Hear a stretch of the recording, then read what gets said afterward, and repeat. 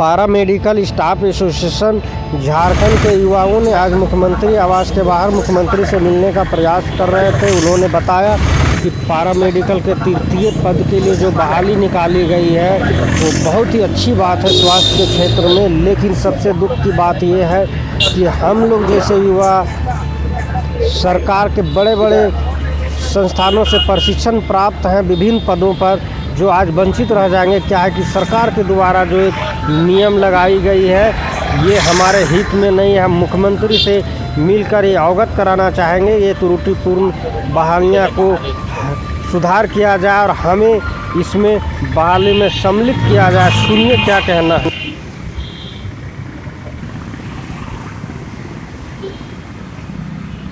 संख्या में आप लोग मुख्यमंत्री आवास के बाहर खड़े हैं, क्या मांग है?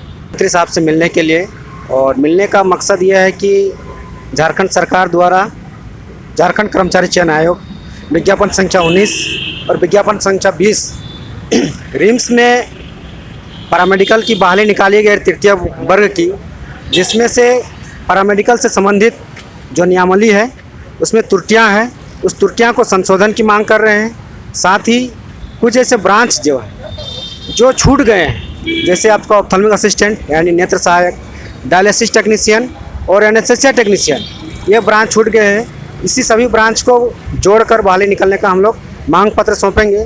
साथ ही सरकार को हम अवगत कराना चाहते हैं कि झारखंड सरकार वर्ष 2006 से राज्य के तीनों सरकारी मेडिकल कॉलेजों में पैरामेडिकल का प्रशिक्षण दे रहे हैं, जिसमें करीब 15 से 16 ब्रांच की कोर्स कराई जा रही है और लगातार करते जा रहे हैं। लेकिन आज जब बहाली निकाली है उसमें से अगर ब्रांच कुछ है और उसका क्वालिफ़िकेशन मांगे हैं कुछ, अगर उसका क्वालिफ़िकेशन कुछ है तो उसका कोर्स कर दिए हैं कुछ, इस सब को सुधारने की ज़रूरत है। एग्जाम्पल के तौर में हम बता रहे हैं कि ECG टेक्नीशियन उसमें मांग दिया है इको टेक्नीशियन, उसको संशोधन करने की ज़रूरत है। और एक है ड्रेसर का पोस्ट, ड्रेसर और OT टेक्नीशियन, ये जो ब्रांच है इसको सेपरेट कोर्स होता है OT टेक्नीशियन का, जिसमें वो लिखे हैं मेडिकल असिस्टेंट, इसको संशोधन करने की ज़रूरत है। साथ ही एक एक्सपीरियंस जो मांगा गया है, हम लोग गवर्नमेंट कॉलेज से जितने भी पास आउट हैं, कोई आउटसोर्सिंग के माध्यम से काम करते हैं मेडिकल कॉलेज में जो 500 बेड का है, बाकी जितने भी पास आउट हैं 2006 से आज तक कहीं ना कहीं प्राइवेट कॉलेज में वो काम कर रहे हैं। प्राइवेट कॉलेज वो 500 बेड का तो होता नहीं है, अप्रोक्स 50 बेड, 20 बेड, 30 बेड, लेकिन मिनिमम उसमें हम लोग जो क्राइटेरिया रहता है कि अस्पताल मतलब कम से कम 50 बेड का होना चाहिए, जो नर्सिंग का क्राइटेरिया में फुल किया। इसके पूर्व जो बहाली निकाली गई थी JSSC के माध्यम से ही नर्सिंग का बहाली निकाली गया था रिम्स में, उसमें 50 बेड का एक्सपीरियंस मांगा गया था। और इससे पूर्व जो निकाली गई थी उसमें डिजायरेबल किया गया था। डिजायरेबल मतलब जिसका एक्सपीरियंस है वो भी भर सकते हैं, नहीं है वो भी भर सकते हैं। इसमें स्पष्ट मीनिंग निकलता है कि कम से कम कैंडिडेट को अगर सरकार 50 बेड का करती है एक्सपीरियंस अनुभव, तो सभी लोग कम से कम फॉर्म भरने का अवसर मिलेगा। उसके बाद जिस कैंडिडेट में क्वालिटी होगा, जिसमें मेरिट बनेगा, वो अस्थायी नौकरी लेंगे। सरकार सिर्फ पेपरों में दे रही थी। ये पैरामेडिकल आंदोलन का ही उपज है। आंदोलन करने के बाद झारखंड राज्य पैरामेडिकल परिषद यानी JSPC 2010 ये बोर्ड का गठन हुआ। उस बोर्ड का गठन हुआ तभी जाके राज्य के तीनों मेडिकल कॉलेजों के अभ्यर्थियों का परीक्षा हुआ 2011 में। 2011 से अभी तक कंटिन्यू, यानी 2006 में स्टार्ट हुआ, 2011 में सबका 4 बैच का एक साथ एग्ज़ाम हुआ। उसके बाद अभी तक लगातार प्रशिक्षण दिए जा रहे हैं और सभी कम से कम 35 से 30 हज़ार गवर्नमेंट कॉलेज से पास आउट हम लोग आज रोड में हैं, जहाँ तहाँ काम कर रहे हैं। और सरकार अवसर कम से कम सरकार से हम यही मांग करते हैं कि इस तरह का नियमावली क्राइटेरिया बनाया जाए ताकि हम लोग का फॉर्म भरने का अवसर दिया जाए। इसी तमाम मुद्दों के साथ माननीय मुख्यमंत्री साहब हम लोग मेमोरेंडम से अवगत कराना चाहते हैं, साथ ही मिलने का भी प्रयास कर रहे हैं। अगर मिलते हैं तो सारी सच्चाई से उनको अवगत कराएंगे ऑन हार्ड कॉपी डॉक्यूमेंट। मैं जानना चाहूँगा कि आप लोग कब से पास आउट हैं? हम लोग 2011 से पास आउट हैं। इससे पहले भी पूर्ववर्ती सरकार के क्या उसका संज्ञान में बात नहीं? इसके पूर्ववर्ती सरकार में 2010 से ही हम लोग कंटिन्यू, जब से पास आउट हुए हैं और कॉलेज का आंदोलन चल रहा था, उसी टाइम से हम लोग का एक पॉइंट था कि सरकार अस्थायी बहाली निकाले। इसके पूर्ववर्ती जितने भी मंत्री भी आए हैं सबों के हमने अवगत कराए हैं, लेकिन किसी ने वैसा पहल नहीं की। माननीय मुख्यमंत्री को मैं धन्यवाद देना चाहता हूं कि कम से कम एटलीस्ट स्टार्ट करने की प्रक्रिया इन्होंने लाई है। वो रिम्स के माध्यम से स्टार्ट किया गया, शुरुआत की गई है, जिसमें कुछ त्रुटियां हैं, वो त्रुटियां को संशोधन हो जाती है तो आने वाले दिन के सभी छात्र को झारखंड हित में कल्याणकारी काम करेंगे। बहुत बहुत इसके साथ हम धन्यवाद देते हैं मुख्यमंत्री को। इसमें उचित पहल किया जाए, संशोधन किया जाए और सबको फॉर्म भरने का मौका दिया जाए, यही मेरा मुख्य मांग होगा। मेरा नाम हुआ राम वृक्ष महतो, पैरामेडिकल छात्र संघ के अध्यक्ष।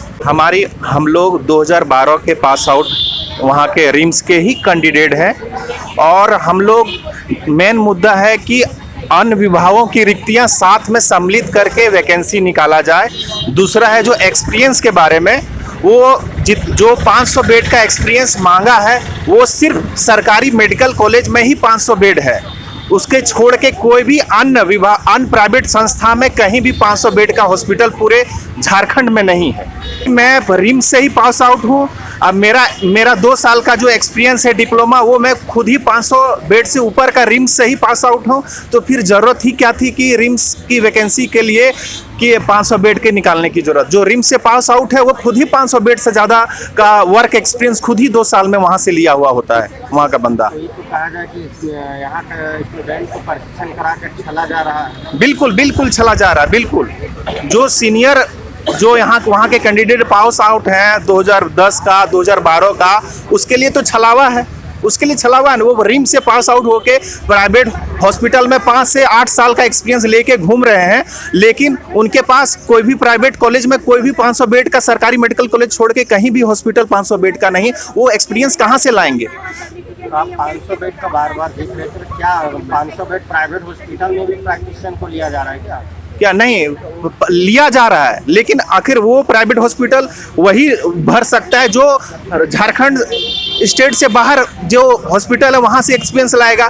तो हम लोग झारखंडी हैं, हम लोग यहाँ रिम्स से पास आउट है, हम लोग तो झारखंड के अंदर ही जॉब करना पसंद करेंगे ना। तो कहीं ना कहीं झारखंड के स्टूडेंट को जो शिक्षित है इतने दिनों से आशा में है, उनका तो बिल्कुल उनके लिए बिल्कुल निराशा की बात, एक मामला उठेगा। बिल्कुल ये बहुत बड़ी निराशा की बात है कि जो रिम्स में 500 बेड से ऊपर के वहाँ जो ट्रेनिंग लेके बच्चे वहाँ पास आउट होके वहाँ से निकले हैं और वही वैकेंसी नहीं भर पा रहे हैं। सबसे बड़ी मुद्दा वो है।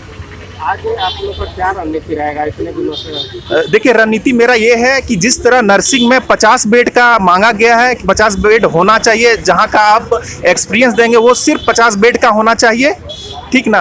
और एक्सपीरियंस आप 2 साल मांगिए 3 साल, उससे प्रॉब्लम नहीं है, लेकिन 500 बेड कहाँ से लाया जाएगा? सरकारी मेडिकल कॉलेज छोड़ के कहीं भी प्राइवेट संस्था में 500 बेड का हॉस्पिटल है ही नहीं। अपना परिचय।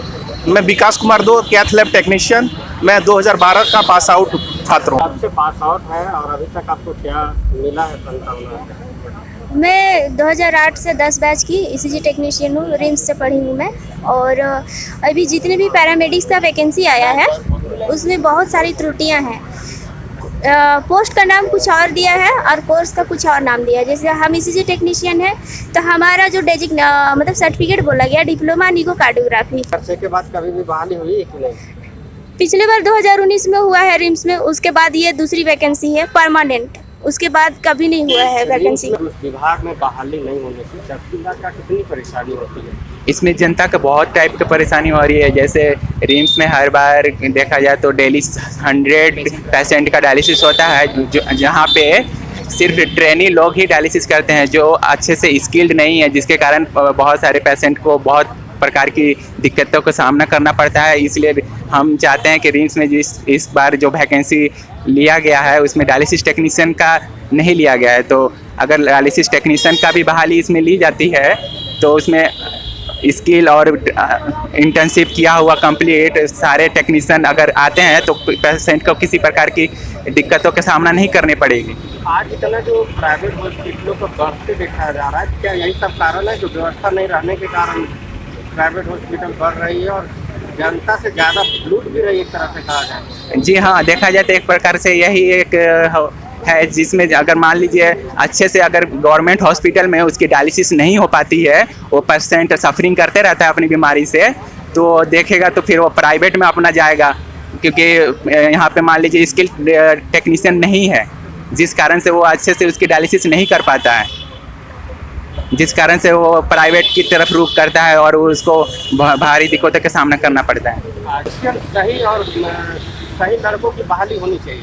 जी, टेक्नीशियनों की बहाली होनी चाहिए थी इस बार, जैसे कि फर्स्ट टाइम कैथ लैब का वैकेंसी निकाला गया है जिसमें 1 साल का एक्सपीरियंस मांगा गया है। उसी प्रकार डायलिसिस का भी एक कैथ लैब के भांति ही 1 साल के एक्सपीरियंस के साथ वैकेंसी के लिए हम लोग मांग कर रहे हैं। मैं Rakesh Kumar Sen, dialysis technician, RIMS से पास आउट 2018 का बैच। 2006 से कोर्स कराया जा रहा है, लेकिन एक भी नियुक्ति नहीं किया गया है। जितना भी है यहाँ पे पढ़ाई करके निकल जा रहा है, लेकिन यहाँ तक नियुक्ति नहीं किया गया। एक भी क्वालिफाइड टेक्नीशियन नहीं है, सिर्फ ट्रेनिंग के सहारे जो है हॉस्पिटल चलाया जा रहा है। आप बता पाएंगे कि जो चीज़ का बहाली करने बोल रहे हैं सरकार को, झारखंड में कितने सीट खाली है? आज तक नियुक्ति ही नहीं लिया गया है, आज तक नियुक्ति लिया ही नहीं गया है। उस पे कैसे विकास कर रहा है वहाँ पे? सिर्फ ट्रेनिंग स्टूडेंट चला रहा है, स्टूडेंट के सहारे जितना भी है डायलिसिस डिपार्टमेंट सिर्फ स्टूडेंट के सहारे ही चलाया जा रहा है। आज तक बहाली लिया ही नहीं गया है। वो कौन स्टूडेंट है? आप लोग हैं कि कोई अदर? हम ही लोग हैं, हम ही लोग हैं। हम लोग का सिर्फ यही मांग है कि चाहे तो इस कोर्स को बंद कर दिया जाए या फिर नियुक्ति निकाला जाए। क्या बंद करने से जनता का क्या लाभ होगा, क्या नुकसान होगा? आपका भविष्य के साथ खिलवाड़ किया जा रहा है ना। 3 साल जो हम लोग दे रहे हैं, इसमें जो हम लोग 3 साल लगा रहे हैं, कोई फायदा ही नहीं है। जब नियुक्ति ही नहीं किया जाएगा तो हम लोग पढ़ के क्या करेंगे, बताइए। अपना परिचय दीजिए। Jaiprakash Gupta, dialysis technician, RIMS से पास आउट है। 18 बैच। कुछ लोग हैं, हम जानना चाहेंगे, बताइए क्या? डेली बहुत सारा पेशेंट लोग का डायलिसिस होता है, मैक्सिमम 50 से 55 लोग का डेली। उसमें भी बहुत सारे लोग का नहीं हो पाता है क्योंकि मशीन 4 ही मशीन दिया जाता है और पेशेंट लोग का भरमार इतना ज़्यादा है कि पर डे उतना करना पॉसिबल नहीं है। और उसमें भी कि वहाँ ना परमानेंट स्टाफ एक भी है, 24 घंटा अवेलेबल नहीं है। जितना स्टूडेंट लोग को, तीनों शिफ्ट में स्टूडेंट लोग काम करता है, ऊपर से सारा पॉजिटिव केस भी स्टूडेंट लोग को दिया जाता है, HCV, HIV, HBS, और उन लोग को कोई अदर प्रोटेक्शन नहीं दिया जाता है। मान लीजिए HCV के दौरान किसी स्टूडेंट को प्रीक हो जाता है तो उसका रिस्पॉन्सिबल को यहाँ ये मैनेजमेंट नहीं होगा, मैनेजमेंट सीधे छोड़ देगा। बहुत सारा स्टूडेंट लोग के साथ ये चीज़ हुआ है, उसमें भी बहुत सारा स्टूडेंट लोग धरना दिया है। तो ये सब चीज़ को भी ध्यान रख। स्टूडेंट के साथ आप भी सम्मिलित हुए हैं, क्या आपको दिक्कत है? सबसे पहले हमारा मुद्दा है बात करने का, यहाँ मिलने आने का, कि जैसे रिम्स में वैकेंसी निकली है, उसमें सारे जितने भी विभागों में वैकेंसी निकली है उसमें हमारे विभाग को, जो डायलिसिस विभाग है, उसको सम्मिलित किया जाए। जैसे कई विभागों में पहले बार वैकेंसी आई, जैसे कैथ लैब है, तो उसी के अनुसार हमें भी उसमें जोड़ा जाए। नहीं जोड़ने से क्या दिक्कतें हो रही है? नहीं जोड़ने से दिक्कतें होंगी क्योंकि यहाँ पर सबसे पहली बात मैन पावर की कमी है। स्किल्ड टेक्नीशियन नहीं होंगे, मैन पावर की कमी होगी तो अच्छे से काम नहीं हो पाएगा।